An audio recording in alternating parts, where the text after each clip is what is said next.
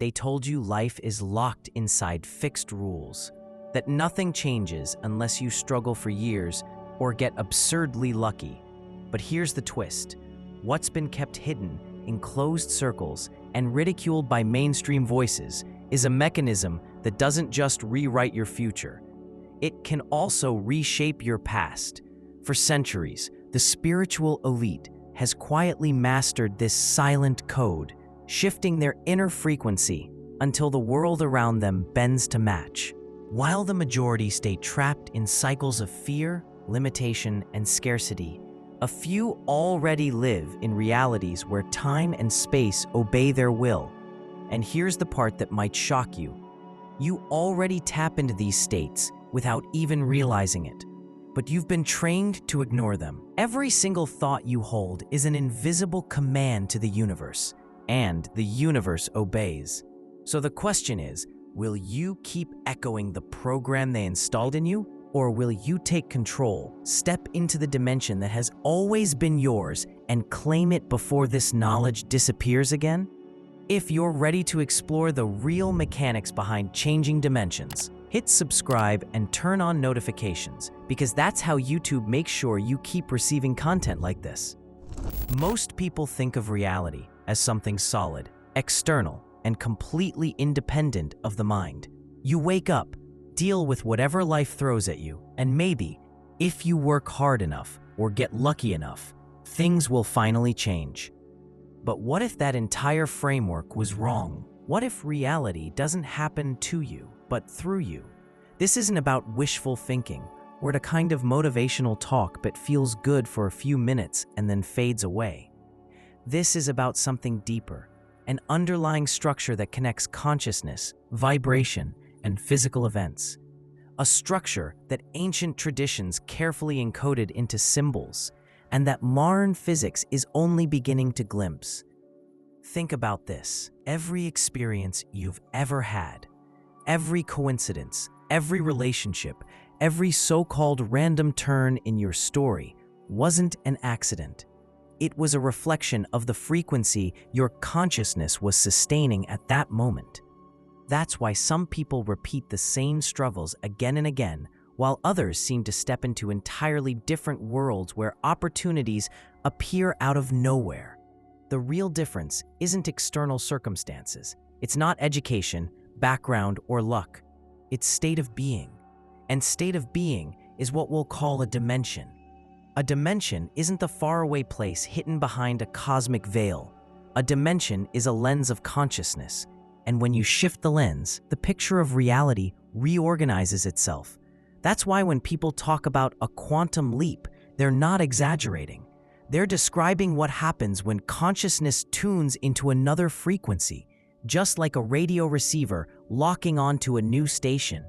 And the surprising part, you've already done this before. Anytime your mood changed, anytime you had a deep realization, anytime you suddenly saw life differently, you shifted dimensions without even noticing it. But here's the catch. Most people don't do it consciously. They drift from one state to another, pulled by fear, news, money, stress. Their inner dial is turning constantly, but because they're not aware of it, they stay locked into the same repetitive frequencies. That's why nothing changes. What we're going to explore together in this video is exactly how this process works and how to take control of it. We'll look at how modern physics, through experiments like the double-slit phenomenon, has already shown us that matter doesn't even take a fixed form until it's observed. Observation changes the outcome. Expectation collapses the wave into particles. Science and ancient wisdom, once seen as opposites, are now converging on the same radical truth. The universe is mental, and consciousness is the fundamental substance behind everything. This means that when you hold an inner state long enough, reality has no choice but to bend around it. But here's the uncomfortable part. If every event reflects consciousness, then even the painful ones, even the unfair ones, are somehow chosen at a deeper level. That's where most people resist, because if you accept this idea, you're also accepting that the power to rewrite your story has always been in your hands. So, as we move forward, I invite you to question the assumptions you've been carrying. Is the world really fixed, external, and indifferent? Or is it more like a mirror, neutral, precise, and brutally honest about the state you're radiating inside? Let me ask you directly. If your life right now is a mirror of your inner frequency, what does it reveal about you? Does it reflect fear, scarcity, limitation? Or does it reflect clarity, abundance, and expansion? Pause for a second and really feel into that. Because how you answer will determine which dimension you're inhabiting right now. In the next part, we'll go deeper. We'll break down the invisible laws behind this mechanism, the law of assumption, the hermetic principle of mentalism, and the mind-bending concept of retrocausality. Don't worry, we won't stay in theory. We'll use clear examples and practical steps to show exactly how these principles reorganize reality in real time. By the end, you'll see that the question isn't whether shifting dimensions is possible. The real question is whether you're willing to abandon the safety of the dominant narrative, the one that says you're powerless, limited, and at the mercy of chance, and instead take the risk of claiming your role as a conscious creator of your universe. Reality does not change simply because we want it to. It changes when our state of consciousness changes. This is the key that most people overlook. They wake up each day, repeating the same inner stories, carrying the same emotional weight, holding on to the same assumptions about who they are and what the world is. And because of that, life repeats itself. Patterns recycle. The same arguments, the same frustrations, the same limitations appear again and again as if the universe were mocking them. But the truth is that the universe is not mocking anyone. It is simply reflecting, with absolute precision, the vibration that is being sustained within. Think about the way two people can step into the very same environment and live completely different experiences. One walks into the room confident, open, radiating ease. The other walks in hesitant, doubtful, afraid of rejection. The room is the same. The people in it are the same. Yet one leaves with new connections and opportunities, while the other leaves feeling ignored or invisible. The difference has nothing to do with luck or circumstance. It has everything to do with the inner state, the frequency being broadcast silently into the field. Consciousness doesn't wait for the world to shift. It organizes the world around the frequency that is already active. This is where the law of assumption becomes essential to understand. Whatever you accept as true for yourself, whatever you identify with deeply enough that it feels natural, inevitably becomes fact. It does not matter whether it is pleasant or unpleasant, empowering or limiting. Consciousness does not judge. It mirrors. If someone holds the assumption that life is a struggle, reality obliges and offers endless situations to confirm that belief. If another assumes that they are worthy of love, worthy of abundance, and sustains that assumption long enough for it to feel real, the universe reorganizes itself around that conviction. The secret is not in forcing the world to bend, but in tuning the inner frequency until the external has no choice but to bend. The problem is that most people try to live in two states at once. They say they want wealth, but inside they keep rehearsing scarcity. They say they want love, but deep down, they continue to embody loneliness. It is like trying to tune into two radio stations simultaneously. All you get is noise. The mirror cannot reflect two dominant assumptions at the same time. It reflects the one that has the most emotional weight, and usually that is the one people least want to admit they are carrying. This is why true dimensional change requires letting go of the old state completely, stepping fully into the new one, not as a future hope, but as a present reality. When Neville Goddard spoke of assuming the feeling of the wish fulfilled, He was not suggesting fantasy. He was describing the exact mechanism by which the mirror responds. The feeling is the frequency, and when it stabilizes, when the new state ceases to feel like imagination and starts to feel like fact, then reality has no option but to crystallize it. It is here that imagination reveals its true power. Imagination is not an escape. It is the mechanism of selection, by living vividly in the inner experience of already being who you want to be, already having what you desire. You are tuning into the dimension where that reality already exists. This process requires persistence. A fleeting daydream is not enough. The state must be sustained until it feels like the only natural reality. That is when the shift has already occurred at the level of consciousness. The external is simply catching up. Many people can recall moments in their life when this happened without them realizing what they had done. Maybe they had given up worrying. Maybe they had suddenly felt light and free. And then, as if out of nowhere, an opportunity appeared, or a person showed up who completely changed their path. At the time, it seemed like coincidence. But what actually happened was that their frequency shifted first. The external event was just the mirror reflecting the new state. And here comes a concept that stretches the mind even further. The idea that when consciousness changes, it does not only reorganize the future, it also reshapes the past. This is the strange but increasingly studied phenomenon known as retrocausality.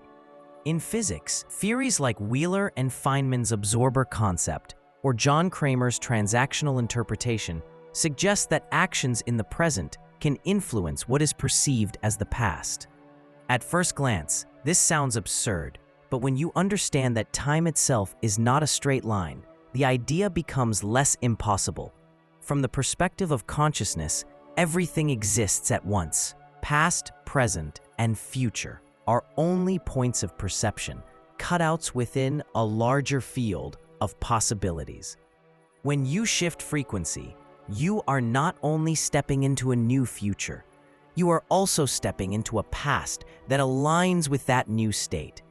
This is why memories themselves can feel altered. Events that once seemed like insurmountable mistakes can, after a shift, feel like essential pieces of the puzzle that carried you to where you are. This is not just psychological reinterpretation. It is reality reorganizing itself around the new vibration. There are countless reports of people who, after profound spiritual awakenings, revisit books, sacred texts, or even places from their past and discover details they swear were never there before. Entire passages appear rewritten. Symbols contain strokes they had never noticed. Physical environments feel altered. And then there is the collective version of this phenomenon, the Mandela effect. Millions of people recalling with complete certainty a version of history that differs from the official record. Mainstream explanations dismiss this as collective false memory, but the details are often so precise and widespread that coincidence seems unlikely. A more radical explanation is that groups of consciousnesses have shifted together into a dimension with a different historical record, and the contrast is what makes the discrepancy noticeable. Whether on an individual scale or a collective one, the principle remains the same. Consciousness shifts first. Reality reorganizes after. The world is not fixed. It is a responsive field. And the most disturbing implication of this is that no one is ever truly trapped. What feels like a cage is nothing more than the persistence of a frequency that has not yet been released. The walls of limitation are not made of concrete. They are made of conviction, and conviction can be changed. But there is a catch. With this realization comes responsibility. If every detail of life, from triumphs to tragedies, is a mirror of consciousness, then nothing is truly random.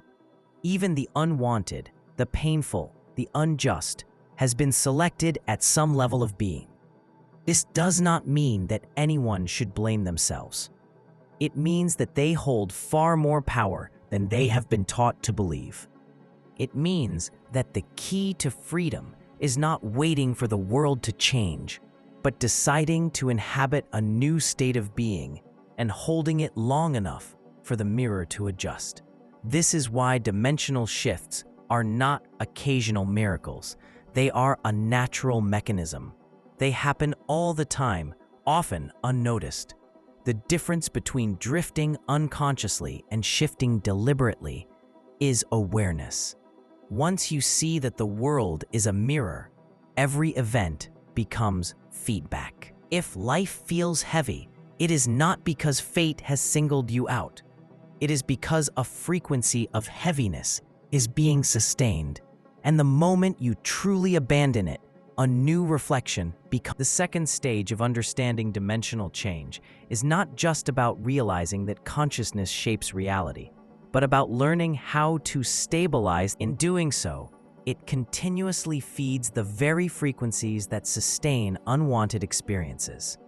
This is why spiritual traditions for centuries have emphasized meditation, prayer, or contemplation.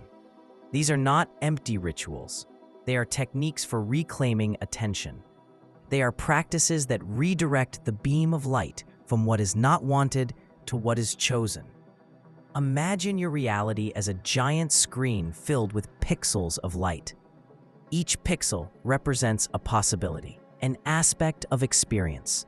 The ones lit up are the ones you notice, the ones you engage with. The ones left in darkness still exist, but remain invisible to you.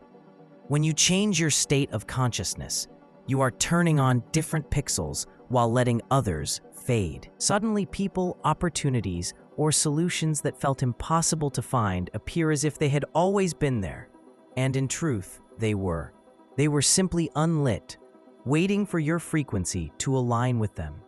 Most people interpret every shift through the lens of good or bad, gain or loss, success or failure. But the mirror does not recognize those labels. It only reflects frequency. Judging something as negative, resisting it, fighting against it, paradoxically sustains it. The energy of attention, even when wrapped in resistance, is still energy. By rejecting, you feed. By fearing, you attract. This is why many mystical traditions insist on transcending judgment, not as moral indifference, but as a technical necessity. To withdraw attention from what is unwanted, you must stop fueling it with emotional resistance. This is not easy. The mind is conditioned to polarize, but when you step beyond that duality, a higher vibration emerges. Unconditional love. In this context, unconditional love is not sentimental or romantic. It is coherence. It is the alignment between the I am and the external reflection.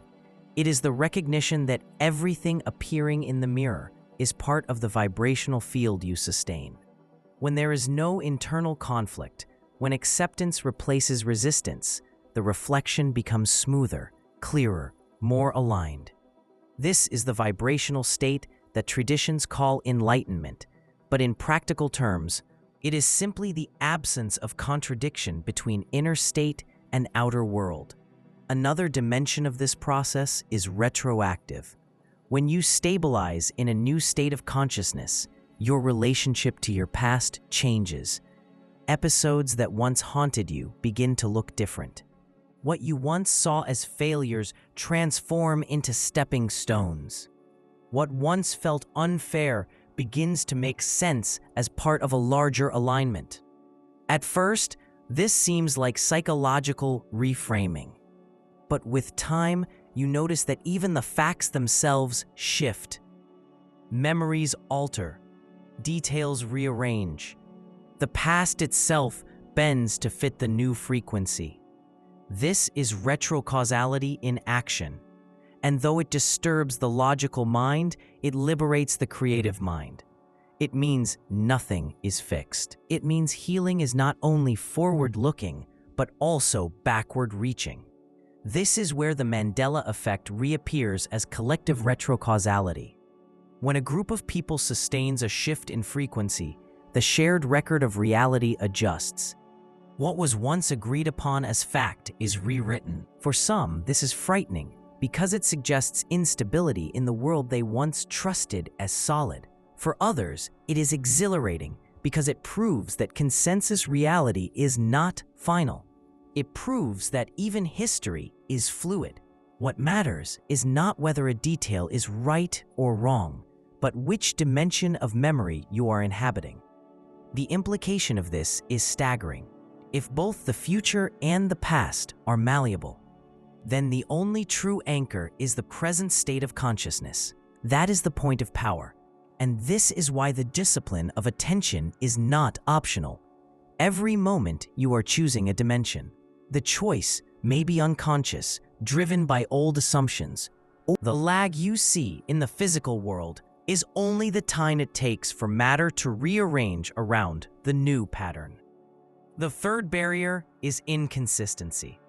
People often practice assuming their desired state for a few minutes a day, but then spend the rest of their time rehearsing the old self.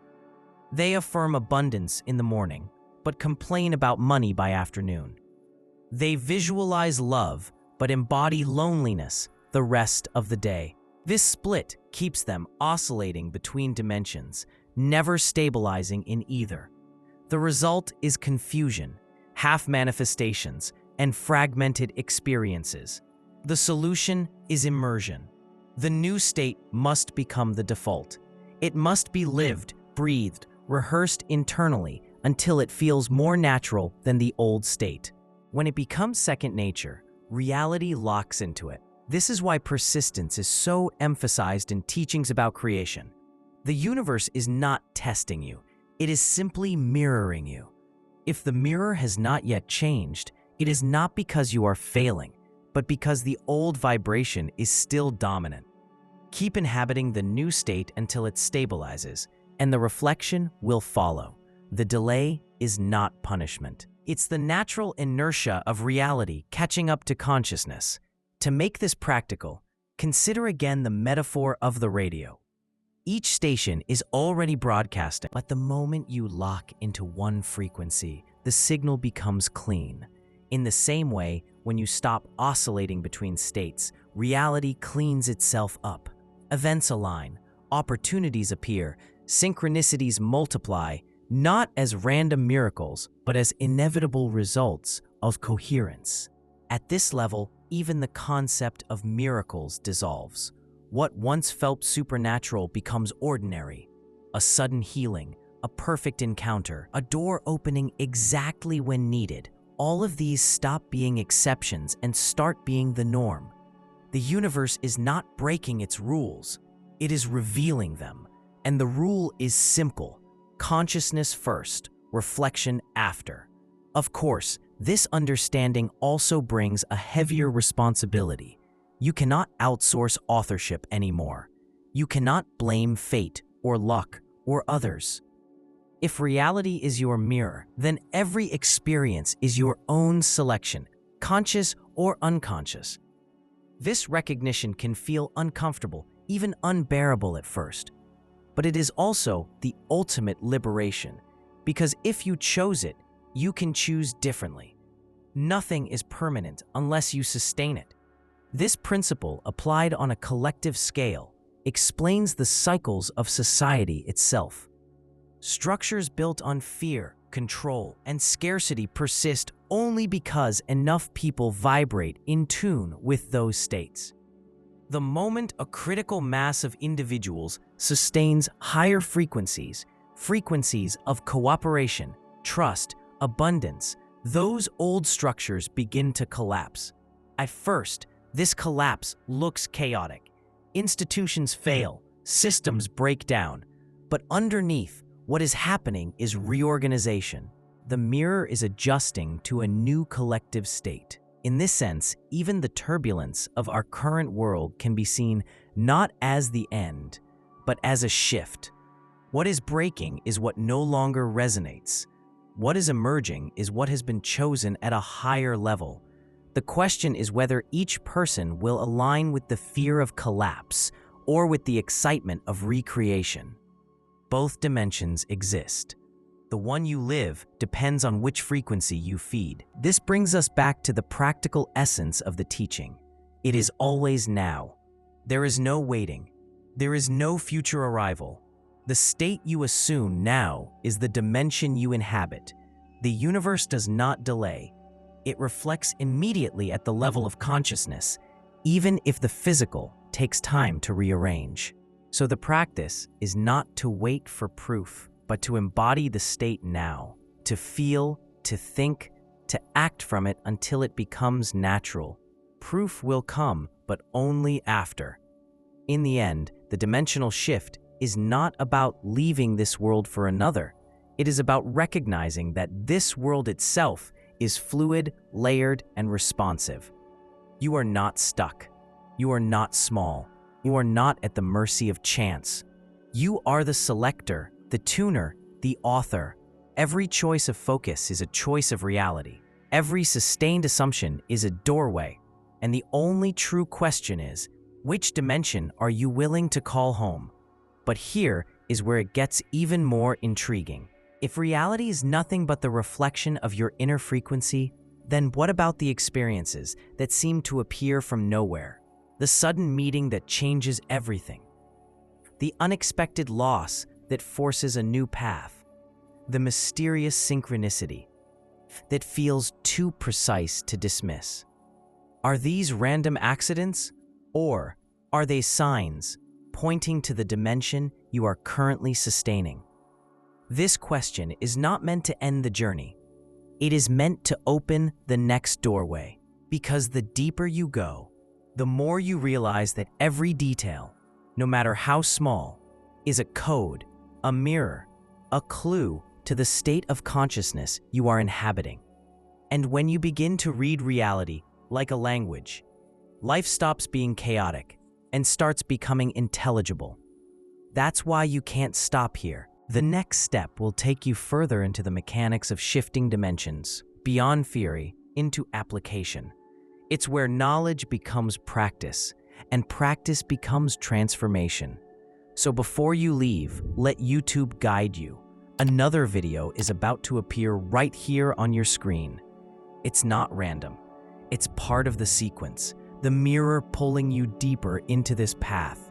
Click it and keep walking through the layers of reality. Thank you for watching, and I'll see you in the next video.